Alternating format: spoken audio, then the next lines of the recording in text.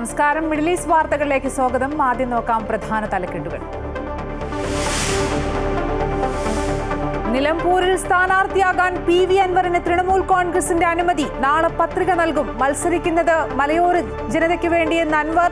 സതീശന്റെ കാൽനക്കി മുന്നോട്ടില്ല. UDF ഒരുമിച്ചെടുത്ത തീരുമാനം VD Satheesan പ്രഖ്യാപിച്ചില്ലെന്നും വിമർശനം. ആര്യാടൻ ഷൗക്കത്ത് ജയിക്കില്ലെന്നും ആരോപണങ്ങളിൽ ഉറച്ചു നിൽക്കുന്നുവെന്നും PV അൻവർ.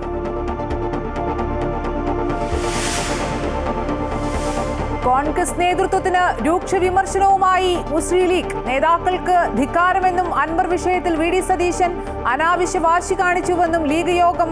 അൻവറിന് മുന്നിൽ കോൺഗ്രസിന്റെ വാതിലടച്ചെന്ന് ആവർത്തിച്ച് VD സതീശൻ. അൻവർ വഞ്ചിച്ചുവെന്നും LDF വിജയിക്കുമെന്നും മുഖ്യമന്ത്രി Pinarayi Vijayan. Advocate Mohan George NDA സ്ഥാനാർത്ഥി.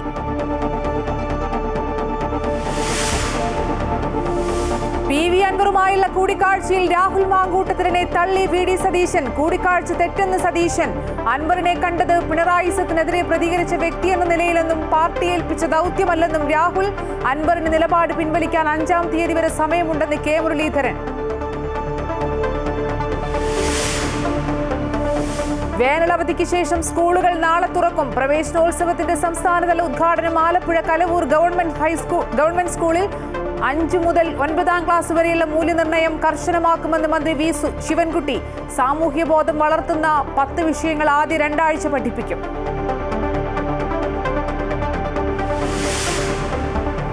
രാജ്യത്തെ കോവിഡ് രോഗികളുടെ എണ്ണത്തിൽ വീണ്ടും വർധനവ്. 3758 കേസുകൾ. ആകെയുള്ളതിന്റെ 40%വും കേരളത്തിൽ. 1336 രോഗികൾ. 24 മണിക്കൂറിൽ 4 മരണം. സംസ്ഥാനത്ത് ജാഗ്രതാ നിർദ്ദേശം. പൊതുയിടങ്ങളിൽ മാസ്ക് ധരിക്കണമെന്ന് മുന്നറിയിപ്പ്. റഷ്യൻ വ്യോമതാവളങ്ങൾക്ക് നേരെ യുക്രൈന്റെ ഡ്രോൺ ആക്രമണം. 40ഓളം റഷ്യൻ യുദ്ധവിമാനങ്ങളെ ആക്രമിച്ചതായി യുക്രൈൻ. നടപടി യുക്രൈനിലെ സൈനിക പരിശീലന കേന്ദ്രത്തിൽ റഷ്യ മിസൈൽ ആക്രമണം നടത്തിയതിന് പിന്നാലെ.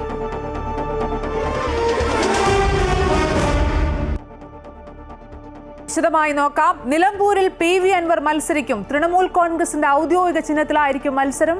ആര്യാടൻ ഷൗക്കത്ത് വിജയിക്കില്ലെന്ന് PV അൻവർ പറഞ്ഞു. മലയോര ജനതയ്ക്ക് വേണ്ടിയാണ് മത്സരമെന്ന് പറഞ്ഞാണ് PV അൻവർ നിലമ്പൂരിൽ മത്സരത്തിനിറങ്ങുന്നത്. ജനങ്ങൾ തന്നെ പിന്തുണയ്ക്കുന്നുണ്ട്. സതീശന്റെ കാൽ നക്കി മുന്നോട്ടില്ലെന്നും അൻവർ പറഞ്ഞു. നിങ്ങൾ ആദ്യം മനസ്സിലാക്കണം, അൻവർ ഒന്നും സ്വീകരിക്കുന്നില്ല എന്ന് പറയുന്ന ആ ഒരു നരേഷൻ ഉണ്ടാക്കി കൊണ്ടുവരാൻ UDFന്റെ ലീഡർഷിപ്പിൽ ചില ആളുകൾ നടത്തിക്കൊണ്ടിരിക്കുന്ന പരിശ്രമം നിലമ്പൂരിലെ പാവപ്പെട്ട ജനങ്ങൾ നിങ്ങൾ മനസ്സിലാക്കണം. UDF സ്ഥാനാർത്ഥി ആര്യാടൻ ഷൗക്കത്തിനെതിരെയും PV അൻവർ രൂക്ഷമായി പ്രതികരിച്ചു. ഷൗക്കത്തിന് മുസ്ലിം സമുദായത്തിന്റെ പിന്തുണയില്ല. രണ്ടും നടക്കൂല. കാരണം ഷൗക്കത്തിനെ വെച്ച് മുന്നോട്ട് പോകാൻ ഒരിക്കലും കഴിയില്ല. ജയിക്കൂല. ഞാൻ വിശദീകരിക്കാം. വലിയ അബദ്ധത്തിലേക്കാണ് പോണത്. ഞാൻ പറഞ്ഞു പറ്റില്ല എന്ന്. എന്തുകൊണ്ട് പറഞ്ഞു? എനിക്കൊരു നീതിയും കിട്ടാൻ പോകുന്നില്ല ഈ പാർട്ടിക്ക് എന്ന് ഉറപ്പിച്ച് പറഞ്ഞതുകൊണ്ടാണ്. അൻവർ കൂടി അങ്കത്തട്ടിലേക്ക് ഇറങ്ങുമ്പോൾ ശക്തമായ ചതുഷ്കോണ മത്സരത്തിനാണ് നിലമ്പൂർ വേദിയാവുക. അതേസമയം സ്ഥാനാർത്ഥിത്വം പിൻവലിക്കുമോ എന്ന ചോദ്യത്തിന് വ്യക്തമായ ഉത്തരം അൻവർ നൽകാത്തത് അനുനയത്തിന്റെ സാധ്യതകൾ ഇനിയും അവശേഷിപ്പിക്കുന്നുണ്ട്. നിങ്ങൾ എഴുതി വെച്ചോ. എനിക്ക് എന്റെ പ്രിയപ്പെട്ട നിലമ്പൂരിലെ ജനങ്ങളോട് ഒറ്റ വാക്കേ പറയാനുള്ളൂ. എന്റെ കയ്യിൽ ഒന്നുമില്ല. നിങ്ങൾക്ക് വേണ്ടി ഈ ഇത്രയും കാലം ഞാൻ നടത്തിയ പോരാട്ടം, 9 വർഷം ഞാൻ അവിടെ നടത്തിയ വികസന പ്രവർത്തനം, ദുരിതങ്ങളിൽ ആശുപത്രിയിലെ പ്രയാസം, എല്ലാത്തിലും. അപ്പോ ഇപ്പൊ എന്റെ ജീവൻ പോലും അപകടത്തിലാ. ഒരു ഭാഗത്ത് പിണറായിയാണ്, ഒരു ഭാഗത്ത് സതീശനാണ്, ഒരു ഭാഗത്ത് RSS ആണ്. ഇത് മൂന്നും കൂടിയിട്ട് എന്നെ ഞെക്കിപ്പിഴിയാനുള്ള തീരുമാനമാണ്. ജനങ്ങൾ നിലമ്പൂരിൽ എന്നെ കൈവിട്ടാൽ ഞാനുണ്ടാകും എന്ന പ്രതീക്ഷ എനിക്കില്ല. അമൃത ന്യൂസ്, മലപ്പുറം. PV അൻവറിനെ പിണക്കിയതിനെ ചൊല്ലി UDFൽ അതൃപ്തി പുകയുന്നു. ലീഗ് യോഗത്തിൽ കോൺഗ്രസ് നേതൃത്വത്തിനെതിരെ രൂക്ഷ വിമർശനമാണ് ഉയർന്നത്.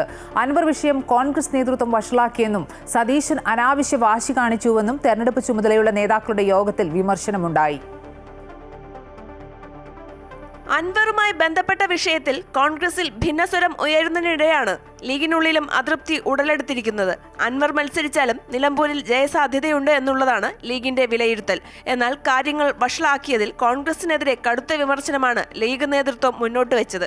PK കുഞ്ഞാലിക്കുട്ടി ഉൾപ്പെടെ പ്രധാന നേതാക്കൾ പങ്കെടുത്തുകൊണ്ട് മലപ്പുറം ലീഗ് ഹൌസിൽ ചേർന്ന യോഗത്തിലാണ് അൻവർ വിഷയം കോൺഗ്രസ് വഷളാക്കി എന്ന വിമർശനം ഉയർന്നത്. VD സതീശൻ അനാവശ്യ തിടുക്കം കാണിച്ചുവെന്നാണ് മറ്റൊരു വിമർശനം. ചില നേതാക്കൾ നേതാക്കൾക്ക് ധിക്കാരമാണെന്നും തെരഞ്ഞെടുപ്പ് ചുമതലയുള്ള ലീഗ് നേതാക്കളുടെ യോഗത്തിൽ അഭിപ്രായമുയർന്നു. നേതാക്കൾക്കിടയിലുള്ള ഭിന്നത അവസാനിപ്പിച്ചില്ലെങ്കിൽ കാര്യങ്ങൾ വഷളാകും എന്നുള്ളതാണ് ലീഗിന്റെ മുന്നറിയിപ്പ്. ഈ സാഹചര്യത്തിൽ തെരഞ്ഞെടുപ്പിൽ വിഭാഗീയ സ്വരങ്ങൾ അവസാനിപ്പിക്കാൻ ഇടപെടണമെന്ന് കോൺഗ്രസ് ഹൈക്കമാൻഡിനോട് ലീഗ് ആവശ്യപ്പെടും. നിലമ്പൂരിൽ ജയം ഉറപ്പാക്കാൻ ലീഗ് ശക്തമായ പ്രചാരണം നടത്തും. എന്നാൽ കോൺഗ്രസ് വിഭാഗീയത മണ്ഡലത്തിൽ തിരിച്ചടിയാകരുത്.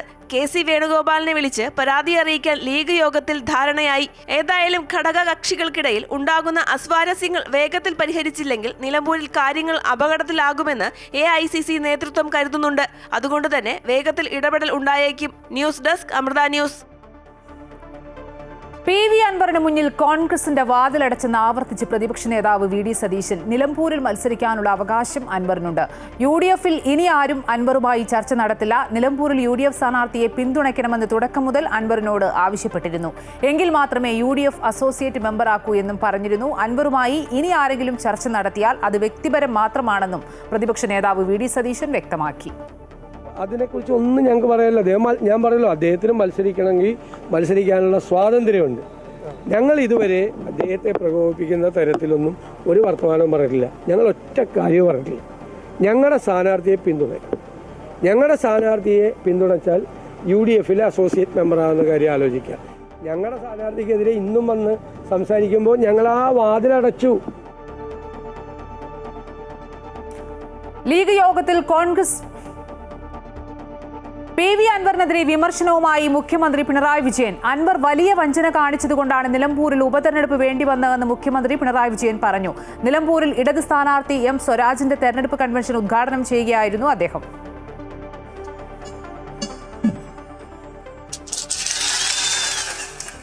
ഒരു ആശങ്കയുമില്ലാതെയാണ് ഇടതുമുന്നണി തെരഞ്ഞെടുപ്പിനെ നേരിടുന്നതെന്ന് മുഖ്യമന്ത്രി പിണറായി വിജയൻ പറഞ്ഞു. കൂട്ടത്തിൽ നിന്നയാളുടെ ചതിക്കിരയായതിന്റെ ഭാഗമാണ് തെരഞ്ഞെടുപ്പ് നേരിടേണ്ടി വന്നത്. ഏറ്റവും വലിയ വഞ്ചന കാണിച്ചതിൻ്റെ ഭാഗമായാണ് ഇത്തരമൊരു തെരഞ്ഞെടുപ്പ് ഇപ്പോൾ നമുക്ക് നടത്തേണ്ടി വന്നിട്ടുള്ളത്. ക്ലീൻ ഇമേജുള്ള സ്വരാജിന്റെ സ്ഥാനാർത്ഥിത്വം നാട് സ്വീകരിച്ചതിൽ അത്ഭുതമില്ലെന്നും അഭിമാനത്തോടെ തല ഉയർത്തി വോട്ട് ചോദിക്കാൻ സ്വരാജിന് കഴിയുമെന്നും മുഖ്യമന്ത്രി പറഞ്ഞു. കേരളത്തിന് കിട്ടിയ സൽപ്പേരിൽ പ്രധാനം അഴിമതി കുറഞ്ഞ സംസ്ഥാനം എന്നതാണ്. തങ്ങൾക്കുള്ളത് ഇങ്ങോട്ട് പോരട്ടെ എന്നുള്ളത് LDF-ന്റെ സംസ്കാരമല്ല. 2016 മുതൽ നാം നടത്തിയ പ്രവർത്തനം, നിയമ ഭേദഗതി, ചട്ടങ്ങൾ ഭേദഗതി, കേരളത്തിന്റെ മാനസിക ഘടനയിൽ മാറ്റം വരുത്താനുള്ള ഇടപെടൽ, അതുമായി ബന്ധപ്പെട്ട എല്ലാവരെയും ചേർത്തുകൊണ്ടുള്ള ചർച്ചകൾ, UDF ഭരണകാലത്തെയും കഴിഞ്ഞ 9 വർഷത്തെ ഭരണ നേട്ടവും താരതമ്യം ചെയ്തായിരുന്നു മുഖ്യമന്ത്രിയുടെ പ്രസംഗം. PP സുനീർ MP അധ്യക്ഷനായിരുന്നു. CPM സംസ്ഥാന സെക്രട്ടറി MV ഗോവിന്ദൻ, CPI സംസ്ഥാന സെക്രട്ടറി ബിനോയ് വിശ്വം, ഇടതുമുന്നണി കൺവീനർ TP രാമകൃഷ്ണൻ, സ്ഥാനാർത്ഥി M സ്വരാജ് തുടങ്ങിയവർ പങ്കെടുത്തു. അമൃത ന്യൂസ്, മലപ്പുറം. നിലമ്പൂരിൽ സ്ഥാനാർത്ഥിയെ പ്രഖ്യാപിച്ച് BJP കേരള കോൺഗ്രസ് മുൻ നേതാവ് അഡ്വക്കേറ്റ് മോഹൻ ജോർജ് മത്സരിക്കണോ വേണ്ടയോ എന്നതടക്കമുള്ള അനിശ്ചിതത്വത്തിനൊടുവിലാണ് BJP സ്ഥാനാർത്ഥിയെ പ്രഖ്യാപിച്ചത് എന്നതും ശ്രദ്ധേയം. അനിശ്ചിതത്വത്തിനൊടുവിൽ BJP നിലമ്പൂരിൽ സ്ഥാനാർത്ഥിയെ പ്രഖ്യാപിച്ചത് വലിയ രാഷ്ട്രീയ നീക്കവുമായിട്ടാണ്. മലയോര ക്രൈസ്തവ വിഭാഗങ്ങളിൽ നിലനിൽക്കുന്ന അസംതൃപ്തി മുതലെടുക്കാനാണ് അഡ്വക്കേറ്റ് മോഹൻ ജോർജിലൂടെ BJP ലക്ഷ്യമിടുന്നത്. ചുങ്കത്തറയിൽ ജനിച്ച മോഹൻ ജോർജ് നിലമ്പൂർ കോടതിയിലെ അഭിഭാഷകനാണ്. മലയോര ക്രൈസ്തവ മേഖലയിൽ നിന്നുമുള്ള മോഹൻ ജോർജ് ഏറെ നാളായി കേരള കോൺഗ്രസിന്റെ ഭാഗമായിരുന്നു. മർത്തോമാ സഭ കൗൺസിൽ അംഗം കൂടിയാണ് മോഹൻ ജോർജ്. കേരള കോൺഗ്രസ് ബന്ധം വിട്ടാണ് മോഹൻ ജോർജ് BJP സ്ഥാനാർത്ഥിയാകുന്നത്. BJPക്ക് അടിത്തറ ഉണ്ടാക്കാൻ പറ്റുന്ന ഒരു സ്ഥലമാണ്, മേഖലയാണത്. BJPക്ക് ധാരാളം പ്രവർത്തകരുണ്ട്. ഈ മേഖലയിലെ കുടിയേറ്റക്കാരുടെ പ്രശ്നങ്ങൾ വളരെ അതീവ ഗൗരവമാണ്. വന്യമൃഗശല്യം കൊണ്ട് ജനങ്ങൾ പൊറുതിമുട്ടുകയാണ്. ഏതായാലും ആ കാര്യത്തിനൊക്കെ ഒരു പരിഹാരം കാണണം. പിന്നെ BJPയുടെ കേരള ഘടകത്തിൻ്റെ രാജീവ്ജിയുടെ പ്രത്യേക താല്പര്യം വികസിത കേരളം എന്നുള്ളതാണ്. വികസിത നിലമ്പൂർ എന്നുള്ളതാണ് ഞങ്ങളുടെ അജണ്ട, ഞങ്ങളുടെ മുദ്രാവാക്യമാണ്. ഇടതു വലതു മുന്നണികൾക്കൊപ്പം NDAയും കളം നിറയുമ്പോൾ നിലമ്പൂരിൽ പോരാട്ടം തീപാറും. അമൃത ന്യൂസ്, മലപ്പുറം. നിലമ്പൂരിലെ BJP സ്ഥാനാർത്ഥി മോഹൻ ജോർജ് പാർട്ടിയിൽ അംഗത്വമെടുത്തു. നിലമ്പൂരിൽ ചേർന്ന പാർട്ടി മണ്ഡലം നേതൃയോഗത്തിൽ BJP സംസ്ഥാന സെക്രട്ടറി S സുരേഷ് മെമ്പർഷിപ്പ് നൽകി പാർട്ടിയിലേക്ക് സ്വാഗതം ചെയ്തു. കേരള കോൺഗ്രസ് ജോസഫ് വിഭാഗം ജില്ലാ ജനറൽ സെക്രട്ടറി ബൈജു ചെറിയാനും BJPയിൽ ചേർന്നു. ഇന്ന് രാവിലെയാണ് മോഹൻ ജോർജിനെ BJP സ്ഥാനാർത്ഥിയായി പ്രഖ്യാപിച്ചത്. രാഹുൽ മാങ്കൂട്ടത്തിൽ PV അൻവറുമായി അർദ്ധരാത്രി കൂടിക്കാഴ്ച നടത്തിയതിൽ കൈപ്പൊള്ളി കോൺഗ്രസ്. VD സതീശനെതിരെ പരസ്യമായി ആരോപണമുയർത്തിയ അൻവറിനെ കാണാൻ രാഹുൽ മാങ്കൂട്ടത്തിൽ പോയത് സതീശനും ക്ഷീണമുണ്ടാക്കി. രാഹുലിന്റെ തെറ്റിനുള്ള ശിക്ഷ തൽക്കാലം ശാസനയിൽ ഒതുക്കിയെങ്കിലും സതീശന്റെ രോഷം കെട്ടടങ്ങിയിട്ടില്ല. നേതൃത്വം തെറ്റെന്ന് പറഞ്ഞെങ്കിൽ അത് തിരുത്തുമെന്ന് പറഞ്ഞ് രാഹുലും തലയൂരി. PV അൻവർ സ്ഥാനാർത്ഥിയാകുമെന്ന് ഉറപ്പിച്ച ശേഷമാണ് ഇന്നലെ ഉച്ചയ്ക്ക് വാതിലടയ്ക്കാൻ UDF നേതൃത്വം തീരുമാനിച്ചത്. അതിനുശേഷമാണ് രാഹുൽ മാങ്കൂട്ടത്തിൽ അർദ്ധരാത്രി കൂടിക്കാഴ്ചയ്ക്കായി അൻവറിന്റെ വീട്ടിലേക്ക് ചെന്നത്. ദൃശ്യങ്ങൾ പ്രചരിച്ചതോടെ കിട്ടിയ ആയുധം കൊണ്ട് UDFനെ CPM ആഞ്ഞടിച്ചു. സംഭവം വിവാദമായതോടെ പ്രതിപക്ഷ നേതാവ് രോക്ഷത്തോടെ പ്രതികരിച്ചു. കൂടിക്കാഴ്ച തെറ്റെന്ന് VD സതീശൻ തുറന്നടിച്ചു. UDF നേതൃത്വം ഒരു തീരുമാനമെടുത്ത് ചർച്ചയുടെ വാതിലടച്ചപ്പോൾ അദ്ദേഹം പോയത് തെറ്റായിരുന്നു. ഞാൻ വിശദീകരണമൊന്നും ചോദിക്കില്ല. വ്യക്തിപരമായി എനിക്ക് എൻ്റെ സ്വന്തം അനിയനെ പോലെയാണ്. ഞാൻ അവനെ ശാസിക്കും നേരിട്ട്. മറ്റേ സംഘടനാപരമായിട്ടല്ല. അവനോട് നീ അങ്ങനെ ചെയ്യാൻ പാടില്ലായിരുന്നു എന്ന് ഞാൻ രാവിലെ തന്നെ പറഞ്ഞു. ഇടയ്ക്ക് പിടിച്ചു നിൽക്കാൻ ശ്രമിച്ചുവെങ്കിലും VD സതീശൻ കടുപ്പിച്ചതോടെ രാഹുൽ ഒതുങ്ങി. അൻവറിനെ കണ്ടത് പിണറായി സത്തിനെതിരെ പ്രതികരിച്ച വ്യക്തി എന്ന നിലയിലാണെന്നും രാഹുൽ പ്രതികരിച്ചു. നേതൃത്വം തെറ്റെന്ന് പറഞ്ഞെങ്കിൽ അത് തിരുത്തുമെന്നും രാഹുൽ മാങ്കൂട്ടത്തിൽ പറഞ്ഞു. എന്നോട് പാർട്ടി നേതൃത്വം ഇപ്പൊ പറയുകയാണ് അത് തെറ്റാണ്. പാർട്ടി നേതൃത്വം അത് തെറ്റാണെന്ന് പറഞ്ഞാൽ തെറ്റാണെന്ന്. അതിനകത്ത് വ്യക്തിപരമായി സതീശനെ കൊണ്ടെങ്കിലും രാഹുലിന് നേരിയ പിന്തുണയുമായി മുതിർന്ന നേതാക്കൾ രംഗത്ത് വന്നു. വ്യക്തിഗത സന്ദർശനം മാത്രമായിരുന്നു എന്നാണ് KPCC പ്രസിഡന്റിന്റെ പ്രതികരണം. UDF നേതൃത്വമോ കോൺഗ്രസ് നേതൃത്വമോ അൻവറിനെ അൻവറുമായിട്ട് സംസാരിക്കാൻ രാഹുലിനോട് ആവശ്യപ്പെട്ടിരുന്നില്ല. അതൊരു സൗഹൃദ കൂടിക്കാഴ്ചയായിരിക്കും ഞാൻ കരുതുന്നു. K മുരളീധരനും വിഷയം അത്രയ്ക്ക് കടുപ്പിച്ചില്ല. അദ്ദേഹം തന്നെ പറഞ്ഞിട്ടുണ്ട്, പാർട്ടി പറഞ്ഞിട്ടല്ല പോയത്, വ്യക്തിപരമായിട്ട് കണ്ടതാണ്. അപ്പോൾ അതിനെ ആ രീതിയിൽ കണ്ടാൽ മതി. അതല്ലാതെ ഏതെങ്കിലും ദൗത്യം നിർവഹിക്കാൻ വേണ്ടി പോയതല്ല എന്ന് മാങ്കൂട്ടത്തിൽ തന്നെ പറഞ്ഞ സ്ഥിതിക്ക് ആ കൂടിക്കാഴ്ച ഒരു വിവാദമാക്കേണ്ട കാര്യമൊന്നുമില്ല. ജനാധിപത്യത്തിൽ സംസാരിക്കുന്നതിന് എന്താണ് കുഴപ്പമെന്നാണ് ആന്റണി MPയുടെ ചോദ്യം. ജനാധിപത്യത്തിൽ എപ്പോഴും ആശയവിനിമയങ്ങൾ ഉണ്ടാകും, സംവാദങ്ങൾ ഉണ്ടാകും. അതൊക്കെ സ്വാഭാവികമല്ലേ. അതൊന്നും ഒരു കുഴപ്പമൊന്നുമില്ല. അല്ല, അതേക്കുറിച്ച് എനിക്കറിയില്ല. പാർട്ടിയുടെ ഉത്തരവാദിത്തപ്പെട്ട ആളിനോട് അതേക്കുറിച്ച് ചോദിക്കുക. രാഹുൽ മാങ്കൂട്ടം PV അൻവർ പാതിരാ കൂടിക്കാഴ്ച നിലമ്പൂരിൽ മൂർച്ചയുള്ള പ്രചരണായുധമാക്കിയിരിക്കുകയാണ് ഇടതുമുന്നണി. രാഹുലിനെ UDF നേതൃത്വം തള്ളിയെങ്കിലും കൂടിക്കാഴ്ച നേതൃത്വത്തിന്റെ അറിവോടെ തന്നെയാണെന്ന പ്രചരണമാണ് LDF ഉയർത്തുന്നത്. News desk Amrita news. അബുദാബിയിലെ സ്വകാര്യ സ്കൂളുകൾക്ക് കുറഞ്ഞത് 1 അധ്യയന വർഷത്തേക്കും പരമാവധി 3 അധ്യയന വർഷങ്ങളിലേക്കും താൽക്കാലികമായി പ്രവർത്തനം നിർത്തിവെക്കാമെന്ന് അബുദാബി വിദ്യാഭ്യാസ വിജ്ഞാന വകുപ്പ് അറിയിച്ചു. ഇതിനായി വകുപ്പിന്റെ മുൻകൂർ അനുമതി ആവശ്യമാണ്. അടച്ചുപൂട്ടലിന്റെ കാരണം, നിർദ്ദിഷ്ട അടച്ചുപൂട്ടൽ തീയതി, വിദ്യാർത്ഥികളെ മറ്റ് സ്കൂളുകളിലേക്ക് മാറ്റുന്നതിനുള്ള ക്രമീകരണങ്ങൾ എന്നിവ ബോധ്യപ്പെടുത്തി അടച്ചുപൂട്ടാൻ ഉദ്ദേശിക്കുന്നതിന് 6 മാസം മുമ്പെങ്കിലും അപേക്ഷ സമർപ്പിക്കണം. വിദ്യാഭ്യാസ വിജ്ഞാന വകുപ്പ് അംഗീകാരം നൽകിക്കഴിഞ്ഞാൽ 7 ദിവസത്തിനുള്ളിൽ സ്കൂൾ എല്ലാ ജീവനക്കാരെയും രക്ഷിതാക്കളെയും വിവരങ്ങൾ ധരിപ്പിക്കണമെന്നും നിർദ്ദേശത്തിൽ പറയുന്നു. 3 അക്കാദമിക് വർഷത്തിൽ കൂടുതൽ വിദ്യാലയങ്ങളിൽ അടച്ചിട്ടാൽ ലൈസൻസ് റദ്ദാക്കപ്പെടും. പിന്നീട് പ്രവർത്തനം പുനരാരംഭിക്കണമെങ്കിൽ പുതിയ ലൈസൻസിന് അപേക്ഷിക്കേണ്ടി വരും. പബ്ലിക് ബസ്സുകളിലെ മുൻ സീറ്റുകൾ നിശ്ചിത വിഭാഗത്തിൽപ്പെടുന്നവർക്ക് മുൻഗണന ഉള്ളതായിരിക്കുമെന്ന് Dubai roads and transport authority അറിയിച്ചു. ഗർഭിണികൾ, പ്രായമായവർ, കുട്ടികൾ, ഒപ്പമുള്ള സ്ത്രീകൾ എന്നിവർക്ക് ബസ്സുകളിലെ മുൻ സീറ്റുകൾ ഉപയോഗിക്കാൻ മുൻഗണന ലഭിക്കും. എല്ലാ വിഭാഗം ജനങ്ങൾക്കും പൊതുഗതാഗത സംവിധാനങ്ങൾ സുരക്ഷിതമായി ഉപയോഗിക്കാൻ സാധിക്കുക, കൂടുതൽ സൗകര്യപ്രദമാക്കുക എന്നീ ലക്ഷ്യങ്ങളോടെയാണ് മുൻഗണനാ സിറ്റിംഗ് രീതി നടപ്പാക്കുന്നതെന്ന് ദുബായ് RTA വ്യക്തമാക്കി. 187 റൂട്ടുകളിലായി 1390-ലേറെ ബസ്സുകളിലാണ് ദുബായിലെ പൊതുഗതാഗത സംവിധാനത്തിലുള്ളത്. പ്രതിദിനം 10,000-ലേറെ ട്രിപ്പുകളിലായി 5 ലക്ഷത്തിലേറെ ആളുകൾ യാത്രയ്ക്കായി പബ്ലിക് ബസ്സുകളെ ആശ്രയിക്കുന്നു എന്നാണ് കണക്ക്.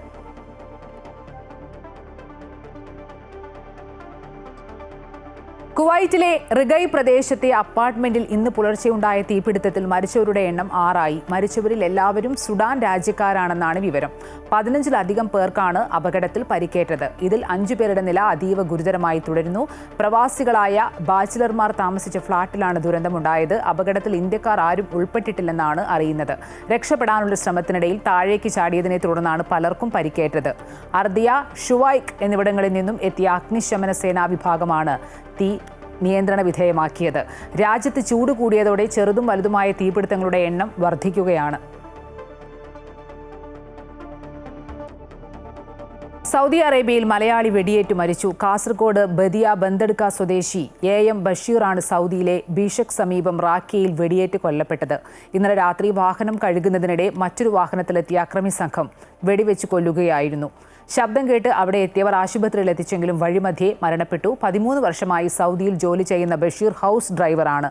മൃതദേഹം ബിഷയിലെ മലിക് അബ്ദുള്ള ആശുപത്രി മോർച്ചറിയിൽ സൂക്ഷിച്ചിരിക്കുകയാണ്. ഭാര്യ നസ്രീൻ ബീഗം, മക്കൾ മറിയം ഹല, മുഹമ്മദ് ബിലാൽ. കുവൈറ്റിലെ സഹേൽ എന്ന ഏകീകൃത സർക്കാർ സേവന പ്ലാറ്റ്ഫോം വഴി ജീവനക്കാർക്ക് ഇപ്പോൾ 18 തരം ഔദ്യോഗിക സർട്ടിഫിക്കറ്റുകൾ നേടാനാകുമെന്ന് സിവിൽ സർവീസ് കമ്മീഷൻ. ഇത് നേരിട്ടുള്ള സന്ദർശനങ്ങൾ ഒഴിവാക്കാനും കടലാസ് രഹിത ബ്യൂറോ എന്ന ലക്ഷ്യം മുന്നോട്ട് കൊണ്ടുപോകുന്നതിനും വേണ്ടിയാണ്. പുതിയ ഡിജിറ്റൽ സേവനങ്ങൾ നടപടിക്രമങ്ങൾ ലളിതമാക്കുന്നതിനും സമയവും പ്രയത്നവും കുറയ്ക്കുന്നതിനും ലക്ഷ്യമിടുന്നതായി ബന്ധപ്പെട്ടവർ അറിയിച്ചു.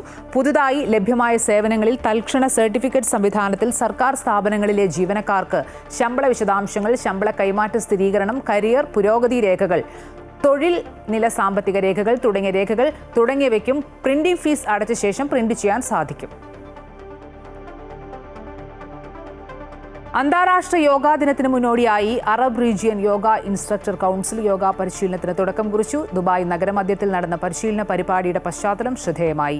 ദുബായിലെ സുപ്രധാന പാതയായ ഷെയ്ഖ് സായിദ് റോഡിന് സമീപമുള്ള ലോക പ്രശസ്ത നിർമ്മിതിയായ മ്യൂസിയം ഓഫ് ദി ഫ്യൂച്ചറിന്റെ പശ്ചാത്തലത്തിലാണ് യോഗ പരിശീലനത്തിന് തുടക്കം കുറിച്ചത്. നിർമ്മാണത്തിലെ വ്യത്യസ്തത കൊണ്ട് ലോകശ്രദ്ധ നേടിയ കെട്ടിടമാണ് ദുബായിലെ museum of the future. Yoga പരിശീലനത്തിന്റെ ദൃശ്യങ്ങൾ കേന്ദ്ര ആയുഷ് മന്ത്രാലയം സമൂഹ മാധ്യമങ്ങളിൽ പങ്കുവച്ചു. ജൂൺ 21-നാണ് അന്താരാഷ്ട്ര യോഗാ ദിനം. കുവൈറ്റിലെ കണ്ണൂർ ജില്ലക്കാരുടെ കൂട്ടായ്മയായ ഫ്രണ്ട്സ് ഓഫ് കണ്ണൂർ കുവൈറ്റിലെ മെട്രോ മെഡിക്കൽ ഗ്രൂപ്പിന്റെ സഹകരണത്തോടെ സൗജന്യ മെഡിക്കൽ ക്യാമ്പ് സംഘടിപ്പിച്ചു. 200-ലധികം പേർ പങ്കെടുത്ത medical camp metro medical group general manager Faisal Hamza ഉദ്ഘാടനം ചെയ്തു. ഫോക്ക് പ്രസിഡന്റ് ലിജീഷ് പിയുടെ അധ്യക്ഷതയിൽ നടന്ന ഉദ്ഘാടന ചടങ്ങിൽ ഫോക്ക് treasurer Sooraj KV, charity secretary Sajil PK, വനിതാവേദി ജനറൽ കൺവീനർ അഖില ഷാബു എന്നിവർ ആശംസകൾ നേർന്നു. ഫോക്ക് ജനറൽ സെക്രട്ടറി ഹരിപ്രസാദ് UK സ്വാഗതം പറഞ്ഞ ചടങ്ങിൽ medical camp coordinator Pavithran C നന്ദി രേഖപ്പെടുത്തി. സൗജന്യമായി നടത്തിയ സാമ്പത്തികമായി പിന്നോക്കം നിൽക്കുന്നവർക്ക് വലിയ സഹായമായതായി പങ്കെടുത്തവർ പറഞ്ഞു.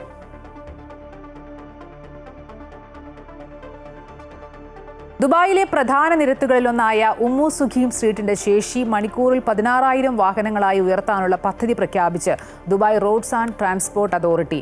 പദ്ധതി നടപ്പാക്കുന്നതോടെ ജുമൈറ സ്ട്രീറ്റിനും അൽ ഖൈൽ റോഡിനും ഇടയിലുള്ള യാത്രാ സമയം 20 മിനിറ്റിൽ നിന്ന് 6 മിനിറ്റായി കുറയുമെന്ന് ദുബായ് RTA വ്യക്തമാക്കി. ജുമൈറ, അൽ സഫ, അൽ വാസൽ സ്ട്രീറ്റുകൾ വികസിപ്പിക്കുന്നതിനുള്ള മാസ്റ്റർ പ്ലാനിന്റെ ഭാഗമായാണ് ഉമ്മു സുഖീം സ്ട്രീറ്റ് നവീകരണം നടപ്പാക്കുന്നത്. കാൽനട നടപ്പാതകൾ, സൈക്ലിംഗ് ട്രാക്കുകൾ, ബൊലൈവാർഡുകൾ എന്നിവയും റോഡ് പദ്ധതിയുടെ ഭാഗമായി നിർമ്മിക്കും. 4100 മീറ്റർ നീളത്തിൽ 4 പാലങ്ങളും 3 തുരങ്കങ്ങളും പദ്ധതിയുടെ ഭാഗമായി നിർമ്മിക്കും.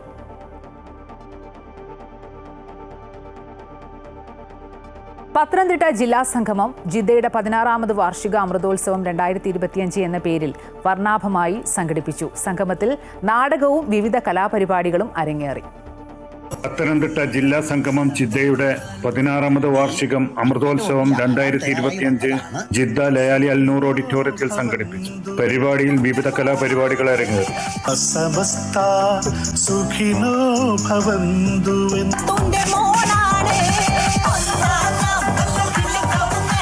PJS ഡ്രാമ ടീം അവതരിപ്പിച്ച നൃത്ത സംഗീത നാടകം കഥാനായകൻ അവതരണ ഭംഗിയിലും കലാമേന്മയിലും വേറിട്ട് നിന്നു. മുമ്പിൽ ആടാൻ തയ്യാറായി വന്നതാണ്. എങ്കിൽ പിന്നെ അമാന്തിക്കേണ്ട, തുടങ്ങിക്കോട്ടെ. PJS ലേഡീസ് വിംഗ് അവതരിപ്പിച്ച കൈക്കൊട്ടിക്കൊളി, വിവിധ അക്കാദമികൾ അവതരിപ്പിച്ച fusion team dance, semi classical dance പരിപാടിക്ക് കൊഴുപ്പേകി.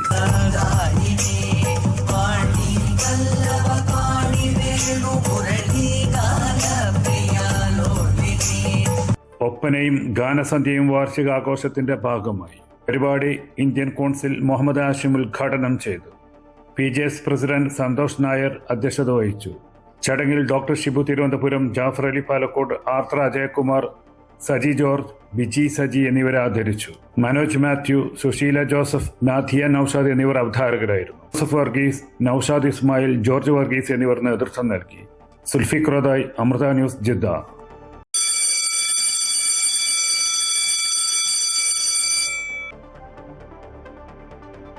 വേനൽ വേനലവധിക്ക് ശേഷം നാളെ സ്കൂളുകൾ തുറക്കും. സ്കൂൾ പ്രവേശനോത്സവത്തിന്റെ സംസ്ഥാനതല ഉദ്ഘാടനം ആലപ്പുഴ ജില്ലയിലെ കലവൂർ ഗവൺമെന്റ് HSSൽ നടക്കും. രാവിലെ 9:30 മുഖ്യമന്ത്രി പിണറായി വിജയൻ പരിപാടി ഉദ്ഘാടനം ചെയ്യും.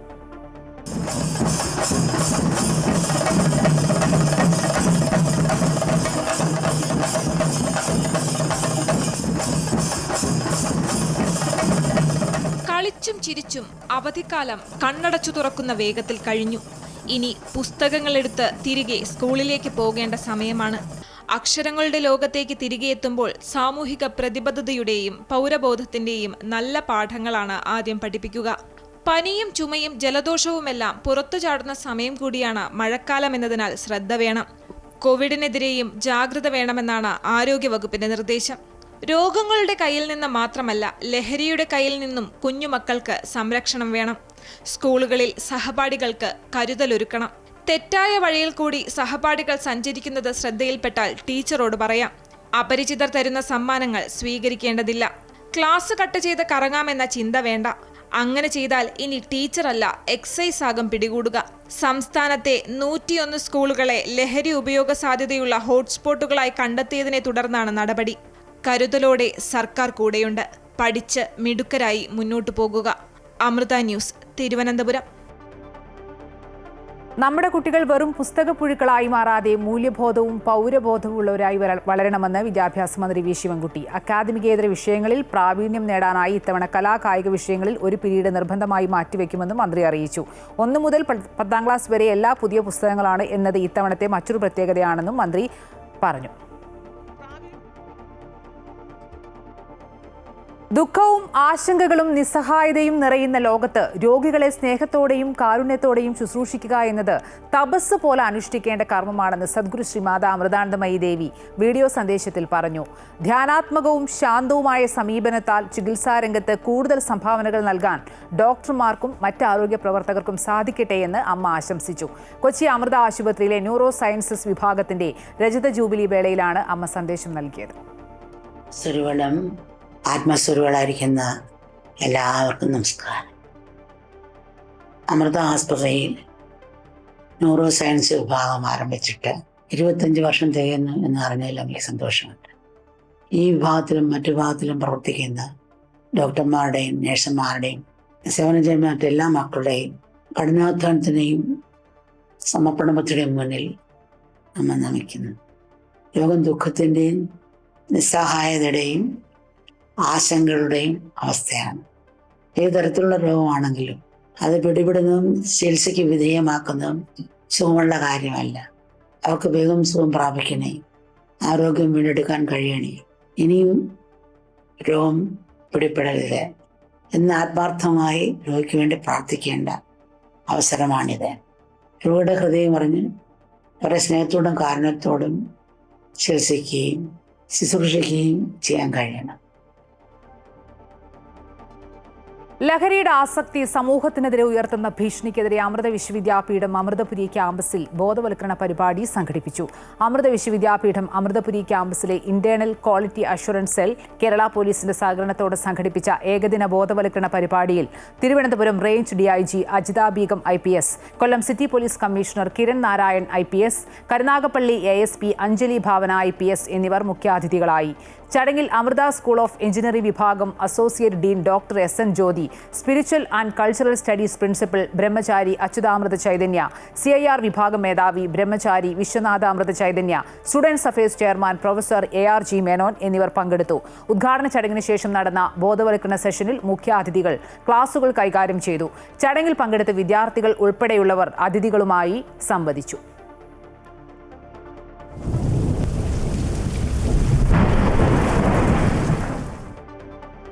സംസ്ഥാനത്ത് മഴയുടെ തീവ്രത കുറയുന്നു. ഇന്ന് 4 ജില്ലകളിലായിരുന്നു യെല്ലോ അലർട്ട് പ്രഖ്യാപിച്ചിട്ടുള്ളത്. തീവ്ര അതിതീവ്ര മഴ മുന്നറിയിപ്പുകളൊന്നുമില്ല. വരും മണിക്കൂറുകളിലും എല്ലാ ജില്ലകളിലും ഒറ്റപ്പെട്ട മഴയ്ക്ക് മാത്രമാണ് സാധ്യതയുള്ളത്.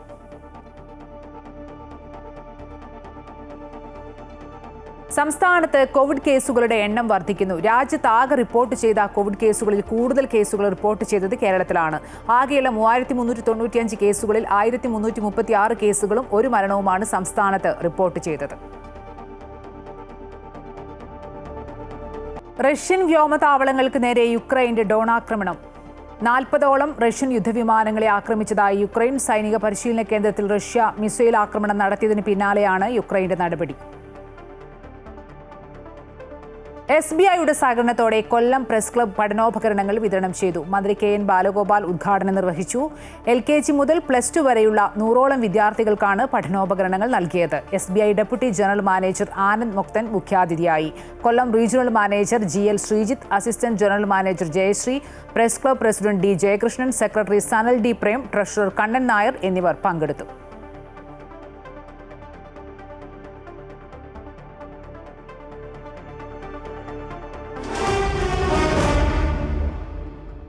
Asia cup woman soft ball ചാമ്പ്യൻഷിപ്പിലുള്ള ഇന്ത്യൻ ടീമിൽ ഇടം നേടിയെങ്കിലും യാത്രാ ചെലവ് അടക്കമുള്ള ഭീമമായ തുക കണ്ടെത്താൻ കഴിയാത്തതിനാൽ ചാമ്പ്യൻഷിപ്പ് നഷ്ടമാകുമോ എന്ന ആശങ്കയിലാണ് 2 മലയാളി താരങ്ങൾ. മലപ്പുറം താനൂർ സ്വദേശിനി P അഞ്ജലി, കൽപ്പറ്റ മണിയങ്കോട് സ്വദേശിനി MS ശ്രുതി എന്നിവരാണ് ചൈനയിൽ നടക്കുന്ന ഏഷ്യാ കപ്പിൽ രാജ്യത്തിനായി മത്സരിക്കാനുള്ള ടീമിൽ ഇടം നേടിയത്. ഇതോടെ മിഡിൽ ഈസ്റ്റ് വാർത്തകൾ പൂർണ്ണമാകുന്നു. നമസ്കാരം.